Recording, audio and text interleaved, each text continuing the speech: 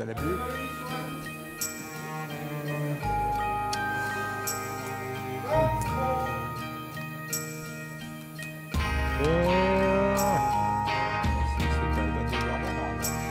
France 2. Bonne émission à tout le monde. Merci.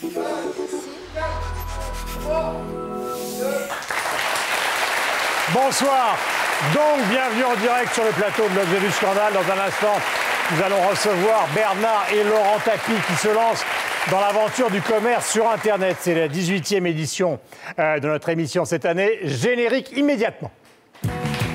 Jamais l'expression « Merci Bernard » n'aura été aussi tentante. Bernard Tapie et son fils Laurent s'attaquent à la crise sur Internet. Leur idée, défendre notre pouvoir d'achat, info ou intox. On est en direct avec les deux Tapis. L'objet du scandale revient aussi sur les grandes affaires qui ont émaillé ces 15 derniers jours, à commencer par le vol de toiles de maître au musée d'art moderne de la ville de Paris pour un butin faramineux, 100 millions d'euros, mais aussi la corrompue Sarah Ferguson, l'ex-bru de la reine d'Angleterre, prise la main dans le sac. Et enfin, nous reviendrons sur les conséquences de la crise grecque dans la zone euro. Les Grecs sont-ils des victimes ou au contraire des tricheurs? Pour en parler avec nous des Grecs et parmi les plus célèbres, Nana Mouskouri, Costa Gavras, Nikos Aliagas ainsi que Jacques Attali qui publie Tous ruinés dans 10 ans. Mais tout de suite, face aux Français, Bernard et Laurent Tapie et nous sommes en direct. Générique.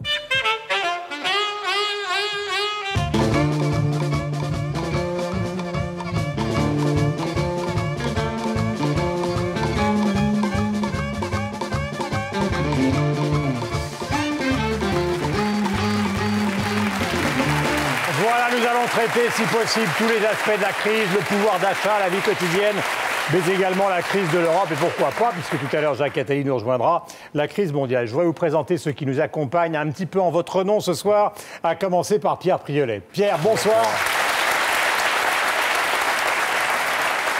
On vous a découvert il y a 2 mois, à la fois à la radio et à la télévision, parce que vous êtes cet agriculteur de 57 ans qui avait poussé de vrais coups de gueule très émouvants sur la situation dégradée des agriculteurs. Et vous essayez, comme beaucoup d'autres aujourd'hui, de contourner le système de la grande distribution pour essayer de retrouver les couleurs, de la bonne humeur et que le fonctionnement du commerce soit, disons, plus équitable. Vrai ou faux ? En quelque sorte, j'essaye de reprendre ma vie en main et j'espère que mes collègues feront la même chose. Ce qui est intéressant, c'est qu'avant que l'émission ne commence, Pierre était comme une sorte de yogi, comme ça, se concentrant. Donc, vous voyez qu'il y a un enjeu. Véronique Richer-Leroux, vous avez 46 ans. Vous êtes célibataire. Vous habitez Paris et vous êtes présidente d'une curieuse mais sympathique association. Je dis curieuse, je ne sais pas pourquoi. Sympathique, l'association des fromages des terroirs qui travaille avec des producteurs et avec des commerçants. Donc c'est une autre zone du pouvoir d'achat que nous allons évidemment aborder avec vous. Georges Cros, vous avez 71 ans et je tiens à vous le dire tout de suite.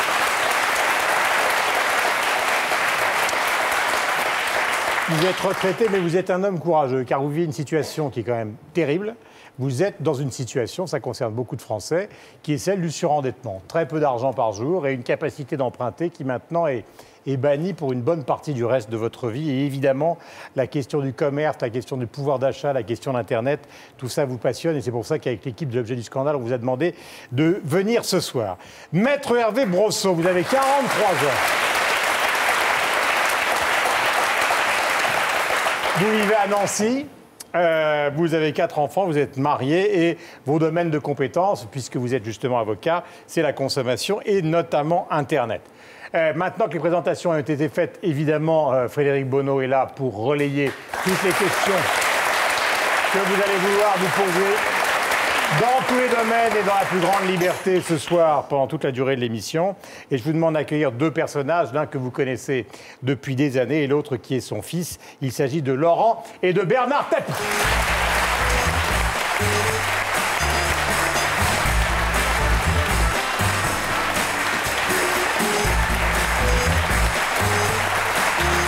Bonsoir à tous les deux, bienvenue. Bernard, je crois qu'il est assez inutile que je vous présente. En revanche, votre fils est moins connu. Alors, Laurent, vous avez fait des études à l'École supérieure de commerce de Paris, c'est ça? C'est ça, oui. Après, vous êtes rentré comme consultant dans une organisation, c'est bon? C'est bon. Après, vous avez commencé à vous lancer justement dans Internet avec des sites de football. Oui. Et maintenant, donc, c'est la raison pour laquelle vous êtes là ce soir. Il s'agit d'un site et vous rejoignez la grande galaxie de tous les sites qui se consacrent au commerce. Mais avant, Bernard, j'aimerais vous poser une petite question. Tout à l'heure, on va recevoir Jacques Attali qui sort chez Fayard un livre qui s'appelle « Tous ruinés dans 10 ans ». J'évoquais la fameuse émission d'Yves Montand il y a des années, février 84. Il semblerait qu'aujourd'hui ce soit pire et je suis certain que tous les gens qui nous regardent en direct ce soir ont le sentiment que ça va être pire, ont le sentiment que le chômage va s'aggraver. Alors est-ce que c'est une chance? Est-ce que c'est une catastrophe ce qui nous arrive? Votre point de vue nous intéresse. Ce qui nous arrive, ça peut être les deux. Ça peut être une chance comme une catastrophe. Les chiffres sont terribles évidemment puisqu'on a près de 1500 milliards de dettes. Pour les gens, ça veut dire quoi, 1500 milliards? Ça veut dire que tous les gens qui sommes là, tous, on doit à peu près 25 000 euros. Bon, c'est beaucoup, hein, en plus de ce qu'on a comme dette perso. Alors, que nous, on ait 25 000 euros de dette, je dirais qu'à la limite, on est adulte, on a mal géré le pays, on a voté pour des gens qui l'ont mal géré, mais ceux qui naissent à l'instant, ils les ont aussi. Donc, ça peut être, évidemment, fabuleux. Mais une dette, elle doit se mesurer par rapport à notre richesse, donc par rapport à ce qu'on appelle le PIB. Qu'est-ce qu'on produit comme richesse? Et là, déjà, on a moins de raisons d'être très pessimiste. On doit 75%, en gros. 75% de notre PIB. C'est à rapprocher à l'Angleterre, qui est à plus de 120, les États-Unis, qui sont à près de 130, ou le Japon, qui est à près de 200. Donc, vous voyez, on n'est pas dans les plus mauvais de la classe. Mais néanmoins, dette insupportable, accélérée, bien sûr, à cause de la crise. Alors là, on est en face d'une obligation, car pour réduire les dettes qui sont insupportables, il faut à la fois réduire les dépenses. On aurait pu s'en apercevoir avant. Hein. Oui, mais alors, vous ça, c'est le confort. Bien la politique. La vérité, c'est quoi? C'est que ça n'a pas commencé hier soir. Les démocraties poussent forcément les gens, au moment des élections, à satisfaire les exigences, à satisfaire les demandes. Vous avez des noms? Et tous, alors là, il n'y en a pas un. Mitterrand, Chirac... Donc, mais pas en France, c'est bien plus large que tout ça. Si je vous dis que les États-Unis ont 200% de leur PIB de dette, c'est qu'ils ont fait la même chose. Bref, c'est formidable la démocratie, mais on veut satisfaire les gens et leurs désirs, et donc on s'endette. Bref, tant qu'il y a de la croissance, c'est pas grave. Sauf que là, la croissance est devenue la décroissance, donc la récession. Là encore, un chiffre. La France, 2% de récession, l'Allemagne, 4%, l'Angleterre, un peu plus de 4%, donc on n'était pas encore là les pires. Mais on va se retrouver devant un dilemme qui est le suivant. Il faut dépenser moins, mais si on dépense moins, fatalement, les consommateurs que nous sommes, les retraités que nous sommes, les chômeurs que nous sommes, vont recevoir moins. Or, comme notre moteur principal, nous, c'est la consommation, si on nous prive du moyen de consommer beaucoup, on arrête la croissance et on tombe en récession. Et c'est ça qui décrit Attali, cette espèce de cercle vicieux dans lequel il faut éviter de tomber. Donc nous, on ne peut pas grand-chose pour limiter les dépenses de l'État, mais on va voir, et d'après ce que j'ai entendu tout à l'heure, il y a une initiative là qui le prouve, comment on peut faire pour essayer de dépenser moins en consommant pareil. Alors, voilà le constat. Alors, voilà le constat. Le vôtre, je voudrais poser quand même une question. Alors, il y en aura de nombreuses pour vous deux tout au long de cette soirée, 80 minutes. Lequel des deux a convaincu l'autre de se lancer dans cette aventure, Laurent? C'est moi qui ai convaincu mon père de le faire. Ça ne va pas être difficile de le convaincre, non? Ça dépend. Quand on a des arguments et un bon projet, c'est pas difficile. Si on vient avec un projet qui ne tient pas la route, c'est très difficile de le convaincre. Il vous en a refusé? Depuis non, que vous êtes... il m'en a jamais refusé parce que j'en ai jamais proposé. C'est la première fois que je propose à mon père qu'on fasse une affaire ensemble. J'en avais fait avant seul, où je lui demandais des conseils. Ça, c'était le site sur le foot. Ça, c'était sur le foot. J'ai fait un site sur du pari sportif. J'ai fait d'autres choses encore. Mais c'est la première fois que je lui proposais qu'on fasse des choses ensemble. Et comme associé, il est comment, ce garçon? Votre voisin? Il est parfait comme associé, puisque... Pas faire autrement. Hein. Il est bailleur de fonds, il est conseiller, il est acteur, gratuit. Et il est gratuit. Voilà, donc, c'est gratuit. Vous savez est-ce qu'il y a un truc où les gens vont se rendre compte de ça, parce qu'on va aborder tous les sujets en totale liberté ce soir, mais c'est incroyable, j'ai regardé sur le titre, ce que vous vous ressemblez tous les deux. Pas physiquement, hein, mais dans la manière de parler, l'assurance. Il est bien de vous, ce garçon. Je l'espère, en tout cas. Il a un truc qui me chagrine un peu, et j'avoue, je suis obligé de le dire en public, il a toutes mes qualités sans mes défauts. Ouais. Et ça m'énerve un peu quand même. Ouais. Vous voyez ? Bon, alors, pour cadrer effectivement cette conversation, et avant que vous puissiez dialoguer encore une fois avec nos amis qui sont face à vous et qu'on a présentés, je voudrais qu'on situe quand même, c'est important, ce qui s'est passé ces dernières années, parce que c'est colossal dans le monde du commerce sur Internet. Il y a tout dans le monde entier, et celui que vous aimez beaucoup et qui est là pour vous raconter tout ça, avec quelques exemples bien choisis, c'est l'irremplaçable Jérôme Bonaldi.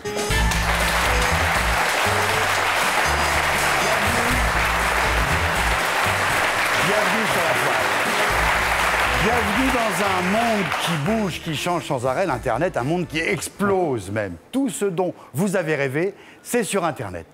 Des boutiques qui sont ouvertes 24 heures sur 24, 7 jours sur 7. Rien que pour vous, il y en a 767 000. 767 000 commerces qui n'ont pas pignon sur rue, mais qui ont pignon sur web. Alors, on va commencer par le numéro 1, c'est tout récent, en chiffre d'affaires et en nombre de visiteurs. Il vient de battre eBay, c'est priceminister.com. Eux, ils font un peu de vente, de l'électroménager et du high-tech, mais surtout, c'est un site d'échange qui est passé devant eBay. Après, il y a la culture qui se vend de plus en plus sur la toile. Les livres, les disques, les DVD, c'est Amazon et Fnac.com. Ils sont dans le top 10 des sites les mieux marchands, ceux qui font un plus beau chiffre d'affaires. La Redoute et les Trois Suisses, ils sont là aussi. C'est-à-dire que là, ils vendent surtout de l'habillement. Ça veut dire que Internet n'a pas tué le bon vieux catalogue papier de la vente par correspondance, bien au contraire. Qui s'est transformé. Les voyages et le tourisme, ça monte de plus en plus. Chaque fois, c'est des progressions à 10 chiffres. SNCF.com, le leader, avec un truc qui se fait de plus en plus, c'est l'achat de dernière minute. Last minute, en gros, on profite des soldes. Je prends mon billet au dernier moment, je ne sais pas où je vais, mais c'est pas cher. Et puis je choisirai, c'est un peu l'aventure. Il y a tout. Il y a tout sur Internet, y compris le plus improbable. Il y a du Viagra, ça vous l'avez tous reçu. La petite... non, pardonne-moi, mais parle pour toi, mon vieux. Il y a des faux diplômes universitaires. Du fait qu'on est en direct pour raconter... Non, garde-le, ta petite pilule. Le Viagra, c'est ton âge, Bonaldi. Les faux diplômes universitaires, le basilic de Betteville, les points de permis, les serpents en vente sur eBay aux enchères. Quelle horreur. J'ai pas cherché, mais je crois qu'il y a des ratons laveurs. Autre exemple, c'est un site, par exemple, qui vend uniquement de la viande. Alors là, on se dit, on a peur. La viande par Internet, qu'est-ce que c'est que ce truc? Et puis en fait, on tombe directement sur le site d'un petit éleveur. Et il y a comme ça de plus en plus de petits producteurs qui font ce qu'on appelle les circuits courts, qui vendent directement aux consommateurs des biscuits, du miel, du lait, des fromages, etc. Et puis un dernier site, presque au hasard, bernardtapie.com.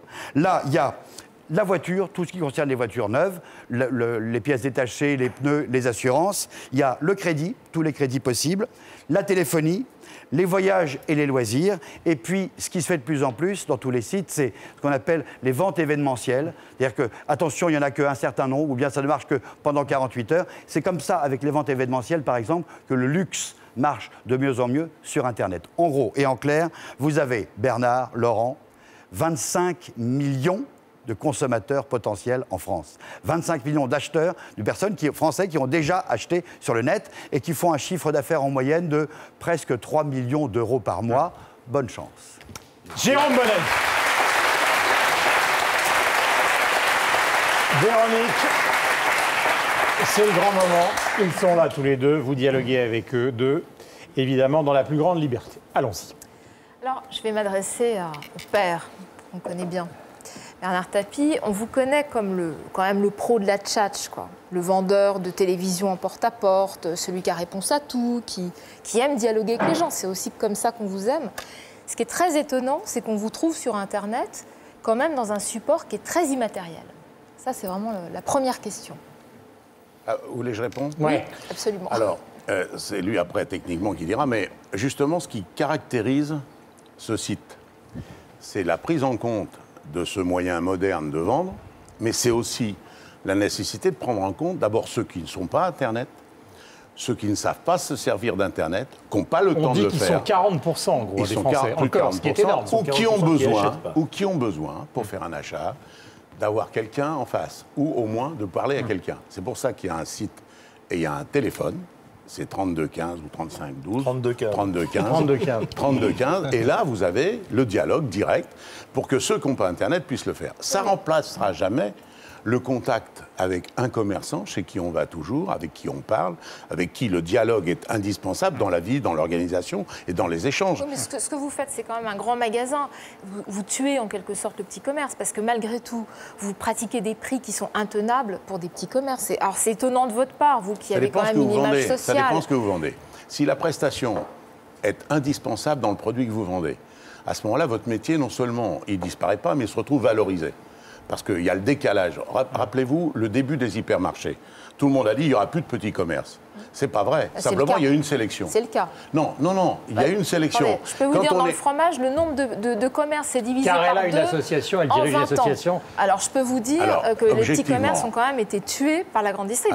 Ça ne veut pas dire que je suis contre la grande distrib. Je dis juste qu'aujourd'hui, le modèle Internet existe, c'est vrai. C'est étonnant de votre part qu'on vous y trouve. Bon, très bien. Mais je considère que le fait de pratiquer des prix discount avec une dématérialisation quand même du principe de vente, ça tue l'échange. Justement, j'ai compris, mais je vais vous répondre ça. Il y a, vous faites du fromage. Bon, il est probable. Bon, il est probable. J'ai entendu dire que vous étiez. Bon, il est probable que dans le contact avec les gens, c'est un métier indispensable parce que vous allez donner votre avis ou parce que vous allez être conseiller ou parce qu'il y a un dialogue qui s'établit dans un achat récurrent. On n'achète pas du fromage une fois dans l'année. Un abonnement de téléphone. Vous n'allez pas me dire qu'il y a un contact humain. Hein, le gars qui vous prend, il prend la fiche, il vous parle à peine, il vous dit bonjour quand il a le temps, il vous dit au revoir s'il veut, et puis votre fiche de téléphone, vous la recevez, vous avez discuté, rien du tout. Donc quand c'est, j'allais dire, un produit qui est presque immatériel, qui est une prestation standard, pour laquelle l'intervention humaine n'a pas de rôle, heureusement qu'il existe des gens qui vous permettent maintenant de payer le quart du prix, pas 5%. Comment vous touchez les gens qui n'ont pas d'ordinateur, qui n'ont pas les moyens de téléphoner? 32-15. Laurent, un peu. Oui. Alors déjà, je voudrais dire que... Encore une fois, oui. on est sur cette idée quand même de savoir si le commerce sur Internet va nous permettre de régler le pouvoir d'achat, enfin les problèmes monstrueux du pouvoir d'achat. C'est pas le seul, mais c'est pas le seul, effectivement. On parle du site, mais bon, c'est pas une grande entreprise de publicité, France Télévisions. Donc je voudrais que vous répondiez à ça, et après on va élargir. Oui, c'est le concept. Bon, déjà, pour revenir avant de vous répondre, sur la dernière remarque qu'a fait M. Bonaldi, où il a dit que vous avez 25 millions de consommateurs potentiels. Non, justement, nous, notre projet, parce qu'on a tendance à réduire ça au site Internet, parce qu'il s'appelle bernardtapie.com.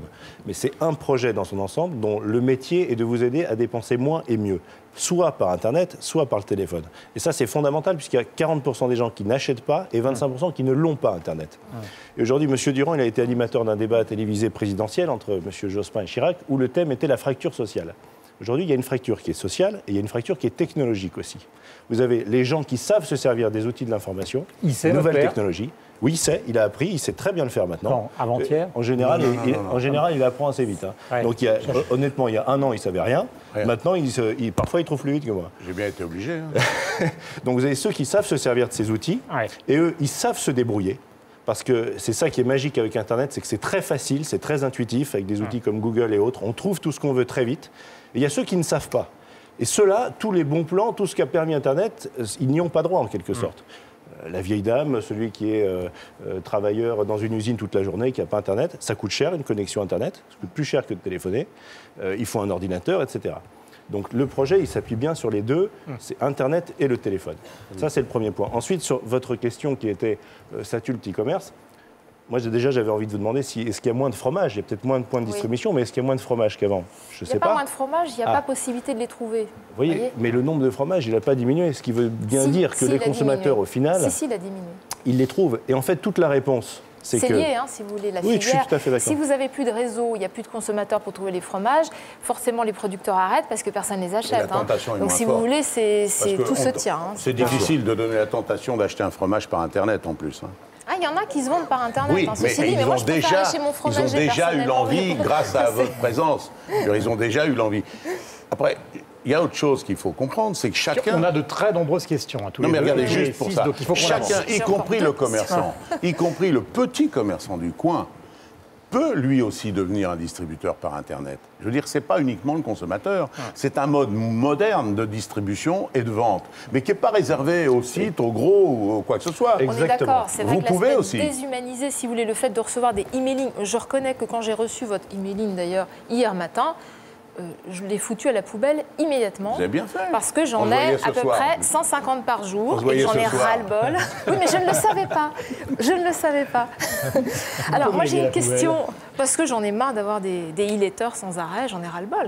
C'est insupportable. D'ailleurs, aujourd'hui, j'ai reçu quelque chose de Juliette Tapie. Je ne sais pas si c'est la même famille. Non, aucun rapport. Mais voilà, elle fait aussi des jeux sur Internet. Juliette Tapie, mais vous l'avez sorti d'où, celle-là? Je l'ai sur mon email. Mais ça, c'est pas surprenant. Il va se créer, parce qu'il s'est créé bernardtapie.com, il va se créer dans les prochains mois des sites. Alors, on avance. Là, Véronique, encore plein de questions. Mais d'abord, je voudrais avoir une première...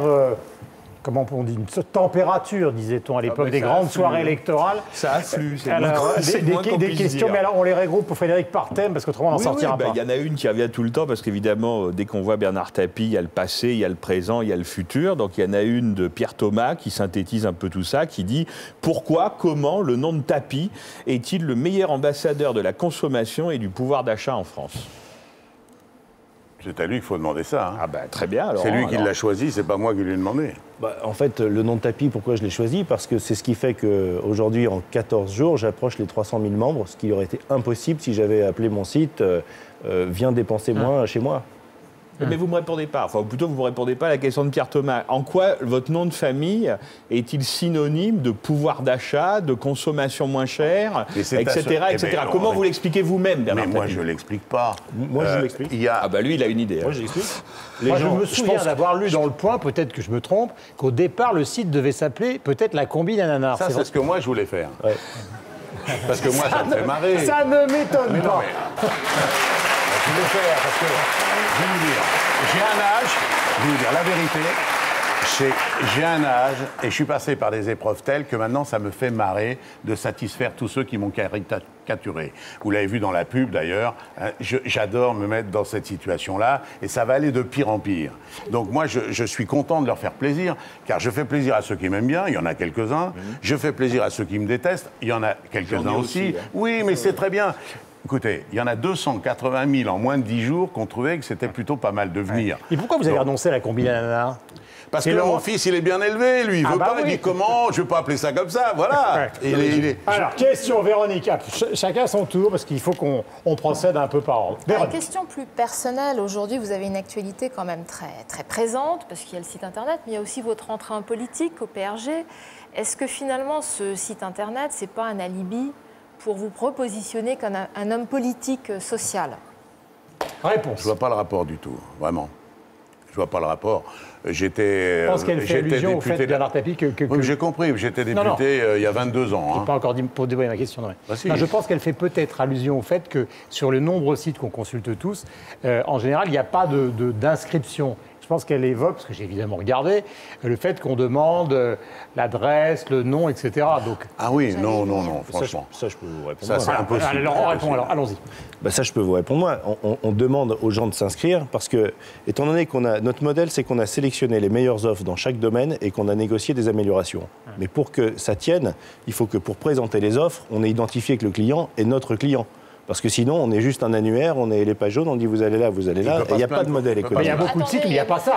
Mais non, mais bien sûr, mais pourquoi? Parce que les autres sites, ce sont des spécialistes dans un domaine où ils vendent leurs trucs. Moi, je me suis... la plupart, c'est comme ça. Enfin, si vous voulez. C'est différent des sites discount où on trouve plein de choses, il ne faut pas s'inscrire. J'ai pas répondu là. Ce qui me gêne beaucoup, c'est quand même de... Moi, je refuse totalement de m'inscrire. Je vais vous dire pourquoi.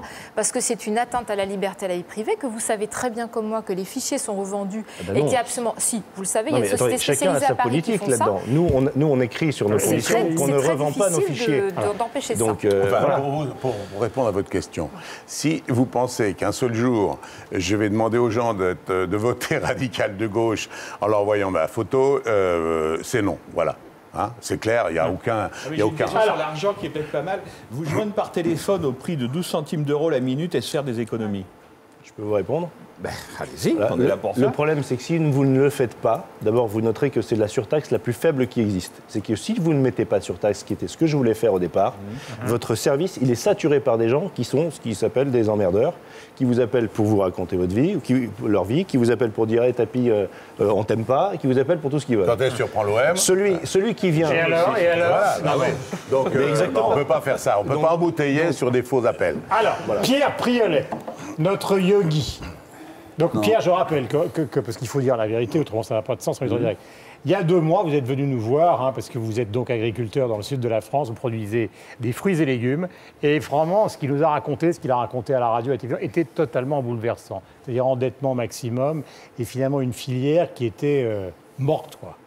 Et un beau jour, vous avez dit, mais il y en a marre, je veux contourner la grande distribution, m'organiser autrement, d'où l'intérêt de vous retrouver ce soir face à nos 2 invités. Mon combat, d'abord, il n'est pas contre la grande distribution. Je dis, ce qui nous arrive, les agriculteurs, c'est de notre faute. On a abandonné le contact avec le consommateur, et ce contact-là, aujourd'hui, on le paye très cher de l'avoir perdu. Les consommateurs n'ont plus de notion des goûts de nos produits, les consommateurs n'ont plus aucune notion de qui est derrière le produit qu'ils trouvent en rayon, et donc, à partir de ce constat-là, je dis, OK, c'est pas la peine de dire les autres sont des mauvais, il faut dire, nous, on a failli à notre mission, il faut reconquérir le consommateur.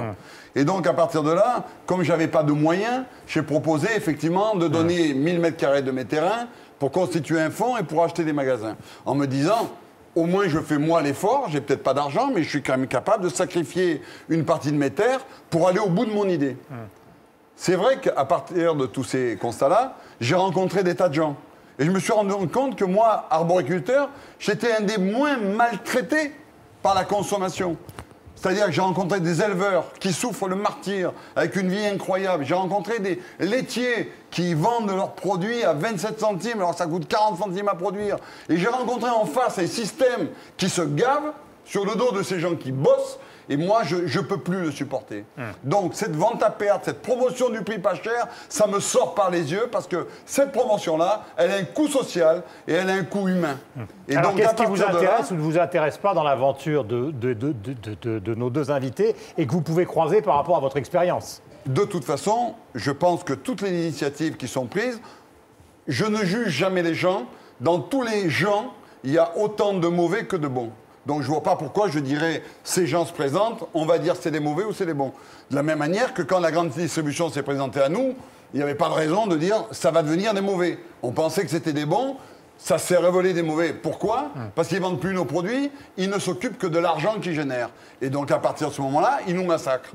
Donc moi, si vous voulez, chaque fois qu'on se bat pour le pouvoir d'achat, et on en a entendu, il y en a même qui ont perdu leurs dents, tellement ils avaient dit, j'ai cherché avec les dents. Bon, on s'aperçoit qu'on a acheté des dentiers depuis. Donc, ce pouvoir d'achat, moi, ce que j'aimerais, c'est que plutôt que de se battre pour le pouvoir d'achat, c'est responsabiliser l'achat et voir quel est le coût humain et le coût social que mon pouvoir d'acheter a aujourd'hui dans l'économie française. Et c'est là-dessus que j'aimerais, moi, qu'on arrive à poser la question. Vous faites un site, vous proposez pas cher, en face. Est-ce que moi, j'ai la garantie en tant qu'acheteur que le producteur va vivre de son produit? Il n'y a que ça qui m'intéresse. Réponse. Qui répond? On aurait vraiment voulu pouvoir aborder les solutions qu'on a préconisées sur ce sujet-là. On n'aurait pas pu faire mieux. Donc je préfère que Laurent l'explique, mais il y a 25 ans, souvenez-vous, à l'époque où l'agriculture biologique était considérée comme un gadget. À l'époque, j'avais 300 et quelques magasins qui faisaient de l'agriculture biologique et qui s'appelaient La Vie Claire. Je crois que l'agriculture biologique est devenue aujourd'hui un élément parmi d'autres, mais incontournable. Dans la question que monsieur pose, il y a deux réponses. Il y a 2 réponses. On va répondre aux 2. Il y a effectivement la notion du prix. Et il y a surtout la notion gustative. Comme on ne peut pas remplacer, dans ce cas présent... Et le coût social, Bernard Tapie. Mais c'est la conséquence. Bon. Alors, explique comment on a traité le problème, car il y a une réponse aujourd'hui qui existe, qui est concrète. Alors déjà, on va expliquer, pour expliquer comment traiter ce problème, quelle est notre démarche de manière générale. Moi je suis consultant à la base, donc j'analyse les marchés, je regarde comment ils sont organisés, comment le consommateur... Bon. Sur l'agriculture, c'est un domaine sur lequel je n'avais pas d'offre au départ, parce que c'est un domaine compliqué. Donc j'ai rencontré des gens, les producteurs de lait, le syndicat des producteurs de lait, de bœuf, de viande porcine, etc., qui m'ont expliqué comment ça fonctionnait. Ce qui est d'ailleurs très compliqué, hein. Je commence à comprendre comment ça fonctionne, et d'ailleurs c'est hallucinant, je suis totalement en phase avec vous. D'abord, la première chose que ça m'a permis, c'est de goûter les produits. J'ai goûté un verre de lait amené par les gens du syndicat du lait, c'est pas ce que j'achète en supermarché. Et là, ils m'ont expliqué, pour prendre le cas du lait, on vend du lait comme on fait les quantités, et que ce sont les quantités qui peuvent assurer la survie du producteur, et qu'il n'a pas les débouchés lui seul pour aller vendre à des consommateurs finaux. Il n'a pas le choix, il s'adresse à celui qui lui achète sa quantité. Celui-là, c'est un industriel ou une coopérative reliée aux industriels qui lui achète en masse, qui transforme le lait, qui fait que le lait, on le divise en 1000 parcelles, la crème d'un côté pour faire des trucs, qu'au final, on met dans une bouteille un peu de lait, on rajoute des adjuvants, des tas de choses qui font que la qualité énergétique, parce que c'est ça la loi en fait, c'est que la qualité énergétique du produit doit être la même que le produit d'origine, sans que le produit soit le même. Donc au final, vous achetez un pack d'1 litre, il y a écrit lait dessus, il y a une étiquette avec une vache dans un pré, et quand vous regardez en fait la réalité, c'est qu'il y a peut-être 25-30% qui est du lait, et le reste qui sont d'autres choses. Mais est-ce que vous allez tenir compte, Laurent et Bernard Tapie, de cette réflexion et cette inquiétude de Pierre qui est comment défendre les producteurs qui sont étranglés par la grande distribution? Le prix, on y vient. Juste, on y vient. Parce qu'on ne peut pas faire de prix miracle dès lors qu'on garantit un produit valable. Vous répondez à cette question fondamentale. La solution, c'est quoi? C'est de court-circuiter la chaîne et de permettre aux gens qui produisent de faire qu'ils peuvent vendre directement leurs produits aux consommateurs. La difficulté pour eux, c'est qu'il faut s'assurer des volumes, et c'est que techniquement, il faut s'organiser. Ce n'est pas leur métier. Le métier d'un agriculteur ou d'un fabricant de lait, c'est de fabriquer du lait. Bah non, lui, il s'organise. Hein. Mais lui, il y arrive, bravo. Mais ils sont des milliers, des milliers, ils ne savent pas le faire. Donc l'idée, c'est de créer un réseau, et nous, c'est ce qu'on a commencé à faire, mais c'est long, c'est pas aussi facile que de négocier un forfait télécom. C'est long, on essaye de trouver région par région des endroits où on va pouvoir mettre des fermes et où les gens soit passeront directement dans la ferme prendre leurs produits, soit on fabriquera des paniers qu'on enverra aux gens. Autre question de Pierre, vous pourrez revenir, pour l'instant on procède un petit peu dans l'ordre. Moi j'aimerais aussi que... vous n'avez pas dit si vous êtes convaincu ou pas là vous. Non, mais la démarche, non. Moi, je n'ai pas d'a priori. Donc, je veux dire, à partir du moment où ils vont réaliser quelque chose, on les jugera et on aura la chance de pouvoir dire, on fait un bilan et on regarde si les copains producteurs de lait s'y retrouvent. Parce qu'en fait, le problème du lait, c'est une petite partie du lait qui pèse sur l'ensemble. C'est-à-dire que dès que, ou d'autres, vont pouvoir enlever ces 10% qui sont en trop et qui pèsent sur les consommations totales, le prix du lait va revenir à une normale. Donc, convaincu ou pas, c'est la vie qui va nous le dire. Deuxième question. Moi, je pense qu'aujourd'hui, on est dans une crise énorme. Mais vraiment énorme. Et on nous vend, mais alors, je veux dire, par les mêmes qui nous ont portés dans le mur, mais à une vitesse folle, les mêmes nous disent, bougez pas, ça reprend, on s'en frétillait. Moi, je suis convaincu aujourd'hui, parce que je fais qu'un compte paysan, je suis convaincu qu'on est dans un cycle vraiment de société qui va changer complètement par rapport à nos modèles. Aujourd'hui, je suis convaincu que nous, on va être amenés à ne pas consommer, et la reprise que tout le monde appelle de ses voeux, par la consommation. Moi, personnellement, je pense que c'est une connerie. Dans ma région, il y a de plus en plus de chômeurs, il y a de plus en plus d'entreprises qui s'arrêtent, il y a de plus en plus de taxes qui vont arriver, il y a de plus en plus de vieux qui vont arriver là et qui vont coûter à l'ensemble. Donc, arrêtons de rêver, on ne va plus consommer comme avant. Mais, on va certainement consommer mieux. Et moi, je pense qu'aujourd'hui, consommer pour détruire la planète et remplir nos poubelles, il faut peut-être qu'on change de méthode. Aujourd'hui, quand on me dit « je crée du pouvoir d'achat », non. J'aimerais que les gens aient le pouvoir d'acheter en conscience parce qu'ils savent que leur achat, c'est la planète, c'est la vie de leurs enfants, c'est le chômage, c'est l'emploi des jeunes. C'est-à-dire que cet aspect-là, moi, il me tient beaucoup plus à cœur que les conneries qui m'annoncent qu'il y a la reprise qui reprend. Elle ne reprendra pas. La crise est-elle pire? Réponse. Là, un effort à tous les deux. On sort du site et on vient sur les problèmes qui sont vraiment ceux de tous les gens qui nous regardent ce soir. On ne sort pas du site. Oui, non, d'accord. Mais on sort pas si on fait un effort. Non, on ne sort pas du site. Car dans ce que dit monsieur, il y a deux choses. Et c'est un choix. Et chacun a le choix. Chacun a le choix, mais tout le monde n'a pas les moyens d'avoir le choix. C'est ça le problème, c'est que quand on commence à aller, et c'est d'ailleurs l'inconvénient, c'est qu'on ne pourra jamais faire du lait pas cher dès lors qu'on vendra du lait. Quand on vend des produits de substitution, on peut toujours faire moins cher, mais c'est pas le même. C'est ce qu'il disait. Voilà. Non, c'est faux, je suis désolée. Bon, le produit de substitution, c'est pas moins cher. Ça, c'est pas vrai. Si, bien sûr que oui. Bien sûr que oui. Enfin bref. Ensuite, il a posé une autre question, c'est celle de est-ce qu'on va résoudre la crise en consommant moins ? Alors là, je ne vois pas comment. Parce que si on est endetté, pour se désendetter, il faut dépenser moins et rentrer plus de recettes. Or, les recettes qu'on peut rentrer plus, je vais vous suggérer quelque chose. Parce que tout le monde est toujours très admiratif de la manière dont l'Allemagne se comporte sur le plan de son exportation, sur le plan de sa balance. Mais pour avoir été à la tête d'une entreprise très allemande, je dois vous dire que la discipline non organisée, spontanée du consommateur allemand, c'est, je peux vous garantir, il consomme allemand. Et pour que vous fassiez acheter une paire de Nike, pour ne pas le citer, par un Allemand, vous pouvez courir. Nous, Français, on est très tricolores les jours de match de foot ou les jours de match de rugby. Alors là, on se met même bleu-blanc-rouge sur les joues. Sur l'Allemagne, quand même, il faut dire une chose, c'est qu'ils ont eu, pas cher, une population qui représentait la moitié, qui travaillait pour des nefles, et ils ont refait leur économie avec des sous-salariés, parce que quand vous étiez travailleur de l'Allemagne de l'Ouest, que vous avez vu arriver ces millions de travailleurs qui travaillaient pour moitié, c'est facile de remettre un pays en état de marche. Non, mais ils y étaient déjà, non, franchement. Non, je peux vous garantir que ça a fait beaucoup. Et ça a coûté beaucoup d'argent aussi. Donc la réalité, c'est qu'il faut effectivement arriver à maîtriser la dépense tout en cassant pas la croissance. Car sans la croissance, il n'y a aucune possibilité de payer nos dettes. Par conséquent, quelle croissance? Et c'est là où il faut que chaque consommateur sache une chose. C'est, permettez-moi, l'État ne pourra pas tout. Et en fait, on se rend compte qu'il ne peut pas grand-chose.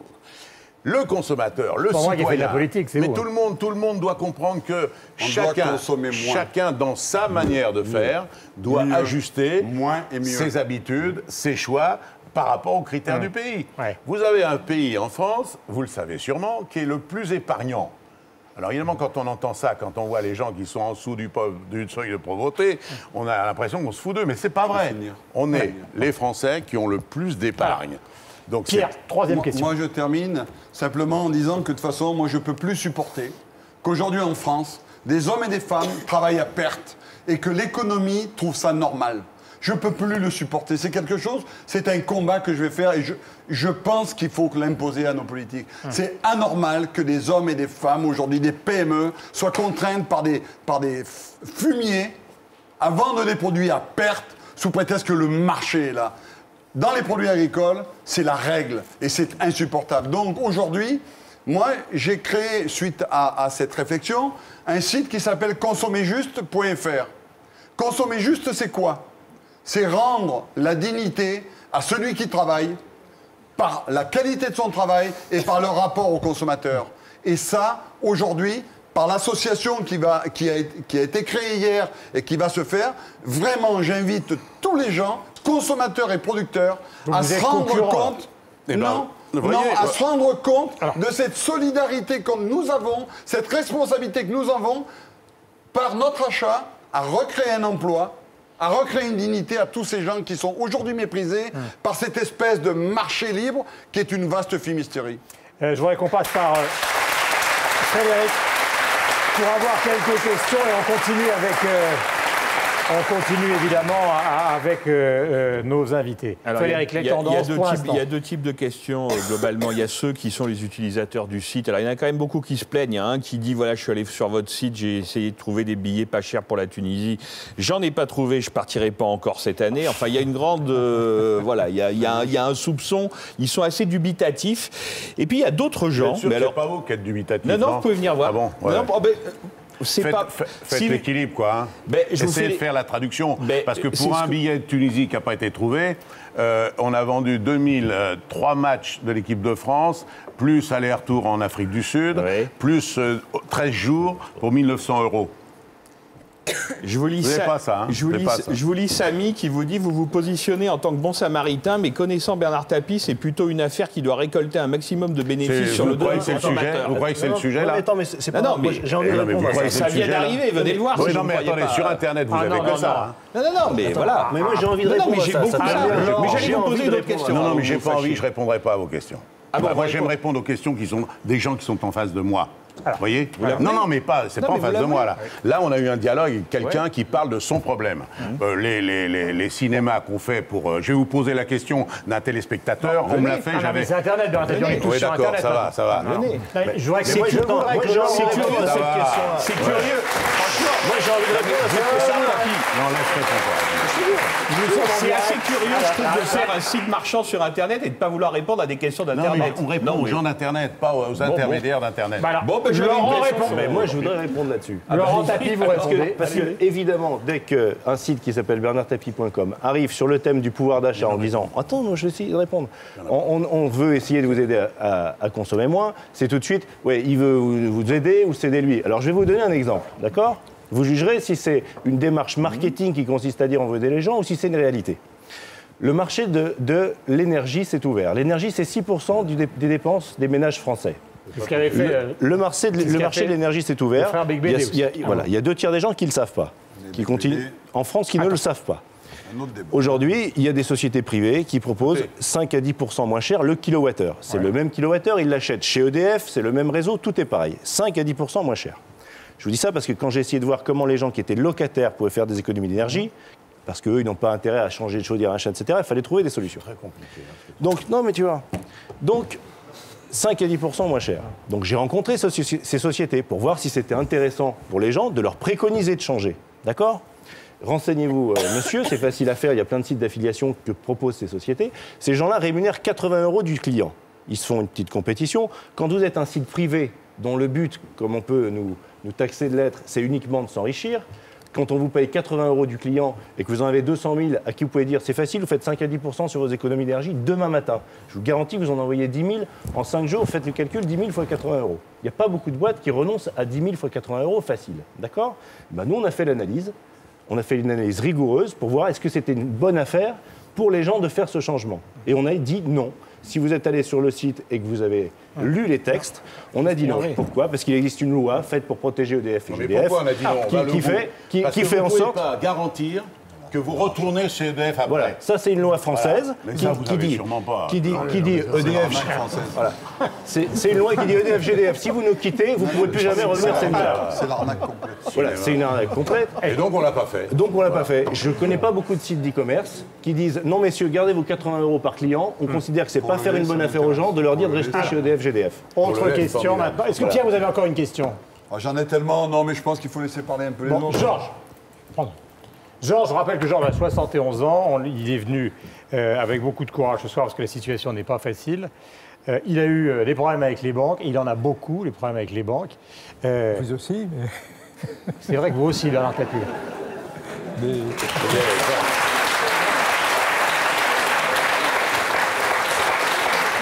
Georges, explication. Question. Bon, eh bien, l'explication sur ma situation, on y viendra après, puisque, effectivement, il faut faire preuve de beaucoup d'humilité pour se mettre à poil et dire, voilà, je suis le vilain canard à 71 ans, alors que j'avais une brillante carrière et que j'ai plongé dans la spirale, mais par un accident de la vie. Donc on a trop tendance, d'ailleurs, de comparer les accidentés de la vie avec les acheteurs compulsifs, ce qui n'a absolument rien à voir. Bon, ma question directe et simple, c'est, vous proposez du rachat de crédit, n'avez-vous pas peur d'encourager le surendettement et de voir le troupeau des brebis égarées, des exclus, s'accroître d'une manière exponentielle? Les sites comme drogue, quoi, finalement, pour les gens. Donc là, là aussi, c'était un problème qui était absolument capital parce que pour éviter d'être à la fois promoteur ou pompier pyromane, on a travaillé avec des gens qui avaient une grande habitude de ce métier. D'abord, on place le système dans un contexte où il y a 2 500 000 surendettés. Oui, sur les 2 millions, plus, en réalité. Nous, on a les fichiers de surendettés connus. Oui, mais enfin, je vous dirais, en tant que... Vous n'êtes pas fiché, c'est ça que vous voulez dire. Non, mais en les 12 derniers mois, 216 000. Les 12 derniers mois. 2,5 millions. Oui, 216 631 dossiers ont été déposés. Et c'est pas terminé. Bon, je continue à peu près si les masses sont... En donc, gros, il y a tous ceux qui... Il y a 2 500 000 personnes. Puis tous ceux qui se cachent. Tout le monde, oui, mais nous, on parle que sur ceux qu'on est connus. Mais c'est très important que les gens savent de quoi on parle. 2 600 000. Contrairement à ce qu'on croit, et vous avez raison de le dire, à peine un tiers sont des gens qui sont un peu optimistes sur leurs revenus, ou un peu gourmands sur les tentations, et qui se surendettent parce qu'ils n'ont pas été prudents. Tout le reste, c'est des accidents qui sont soit dus à une séparation, et donc un couple qui gagnait chacun 1 500, 1 700 € se retrouve avec la possibilité de faire face chacun de leur côté. Ou la maladie, ou le chômage. on va s'occuper de ceux-là en priorité. À l'intérieur de ça, il y a ceux qui sont interdits de Banque de France. Fichés. Et là, il faut soulever le problème parce que beaucoup ne savent pas que ceux qui sont interdits, il y en a combien 800 Non, il y a 2 millions de gens qui sont fichés à la Banque de France. Ouais, 800 000. Et s'il y en a 800 000 qui auraient les critères pour, ça, c'est terrible, pour sortir vous allez voir. De la situation dans laquelle ils sont, et qu'on ne peut pas traiter du simple fichage à la Banque de France. Alors Donc il y a 800 000 personnes qui pourraient s'en sortir, et simplement parce qu'ils sont fichés, ils ne peuvent pas. Alors parmi eux, c'est très important, il y a des jeunes qui, à l'adolescence, ils ont eu leur chéquier, ils ont fait 2-3 chèques en bois, ils ont fait quelques conneries, vous connaissez ça par cœur, et ils se retrouvent fichés Banque de France. On a demandé à des organismes spécialisés sur les rachats combien, en étudiant 150, combien pourraient avoir de nouveau accès au crédit s'ils n'étaient pas fichés. 2 tiers pourraient de nouveau avoir crédit.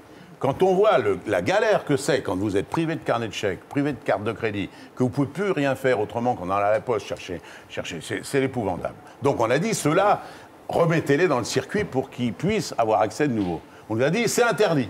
La banque pourrait, voudrait, elle ne le peut pas, la loi l'interdit. Alors on a dit, qu'est-ce qu'on peut faire? On nous a dit, il faut une société de cautionnement. Allez voir des sociétés de cautionnement. On va voir des sociétés de cautionnement. Les sociétés de cautionnement nous disent la même chose. Ils nous disent, on reconnaît qu'il y en a qui pourraient repartir, mais nous, on ne peut pas cautionner les gens interdits. Est-ce que vous êtes certain de leur solvabilité? Et ils nous répondent tous, on a demandé à 4, les 4 nous disent, au moins la moitié, on est sûr qu'ils paieraient. Est-ce que si nous, on se porte caution pour une partie, vous acceptez? Ils nous ont dit oui. Par conséquent, pour répondre à la question du Tunisien, là, il faut que vous sachiez qu'on a décidé de se porter caution pour ceux pour lesquels les banques qui sont prêtes à redonner du crédit le feront s'ils n'étaient pas interdits de Banque de France. Mais je trouve que dans la manière dont on va aborder le crédit maintenant, il y a 2 situations graves à laquelle il faut faire face. Celui qui se retrouve avec un accident de vie et celui qui se retrouve avec le chômage. Georges, question. Oui. Non, mais là, je peux continuer là-dessus. Bien sûr. Par exemple. Bon, parce que, de toute façon, là, je vous rejoins. Et, de toute façon, si vous avez une solution qui est plus favorable que la proposition d'État dont vous parlez, je sais parce que j'ai quand même consulté, j'ai vu ce que vous écriviez à ce sujet. Bon, il est certain que quand on entre dans le surendettement, on ne sait pas comment on va en sortir. Mal, souvent. Voilà. Moi, en ce qui me concerne, j'en suis à mon 8e procès, 10 ans de galère, avec 600 € point maximum par rapport à mes 3500 € de retraite. Tout le reste, ça passe entre mes charges, mes impôts, etc. On ne fait pas la distinction entre l'actif et le passif. Enfin, on m'a piqué ma maison, on m'a piqué mon habitude de licenciement, on me laisse 600 € et tout ce qui peut arriver par la suite, tous les accidents, parce que il y a automatiquement... Pardonnez-moi de vous interrompre, parce que c'est très immense. Est-ce que vous considérez finalement que l'ensemble des sites de e-commerce aujourd'hui, pour des gens qui sont dans une situation comme la vôtre, sont d'une certaine manière une tentation qui vous fait prendre des distances par rapport à cette pratique?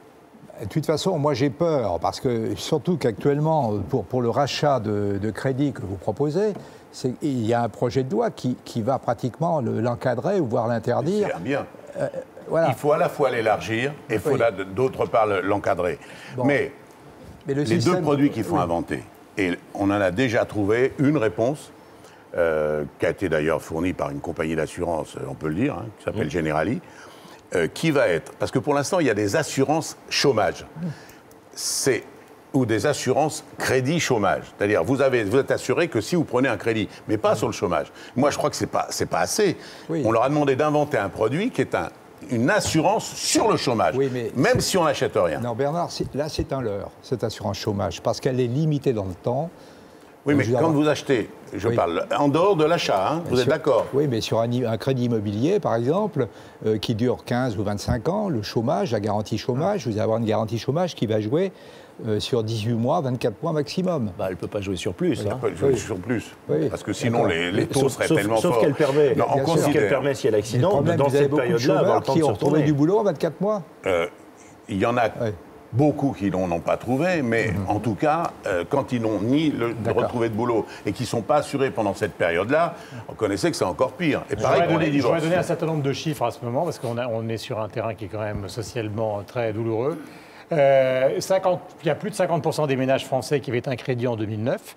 Ça représente 14 millions de personnes. Et la pauvreté, c'est 8 millions de Français qui vivent au-dessous du seuil de pauvreté, dont 1 800 000 Français, donc parmi nous, qui vivent avec moins de 602 euros par mois. Ce sont des chiffres qu'il est important de donner, parce que quand on voit la télé, il y a toujours de la retraités agricoles. Et on peut même en rajouter un. Il y a 20% des Français, des foyers français, qui sont structurellement déficitaires. C'est-à-dire qu'ils finissent fin chaque mois. Ça, c'est capital. 20% structurellement déficitaires. Chaque fin de mois, ils ont dépensé plus que ce qu'ils ont touché. Donc on 20%. comprend qu'à terme, c'est du crédit revolving et c'est la spirale. Alors, Georges, dernière question. Après, je voudrais qu'on passe à Hervé et qu'on repasse par Internet.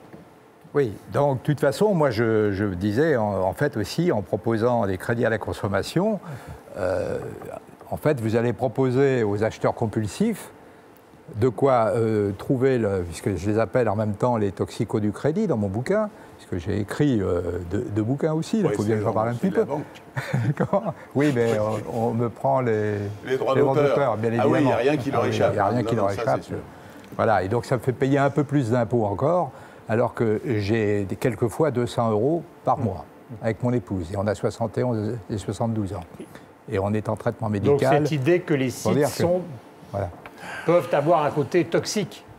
Oui, alors, donc est-ce que vous n'allez pas leur vendre leur drogue, en fait, franchement, à des prix de concurrence? La promotion des produits se fait, franchement, davantage par tout ce qui est accessible sans le vouloir. Je veux dire, les magazines, la pub à la télé, le magasin devant qui vous passez, alors que pour Internet, il faut aller chercher quand même. Hein, vous n'êtes pas sollicité sans votre envie. Oui. Tandis que la production du désir, elle se fait lorsque vous n'en avez pas envie. Et c'est un peu ce que disait tout à l'heure monsieur, c'est on augmente le désir de consommation sur des sujets qui ne le valent pas. Les gens sont pleins de produits qui servent à rien. Non, mais en fait, pour le rachat de crédit, pour en revenir encore là-dessus, il faut se dire aussi que vous allez peut-être retarder un peu l'entrée dans le surendettement de gens qui auraient peut-être pu déposer un dossier tout de suite.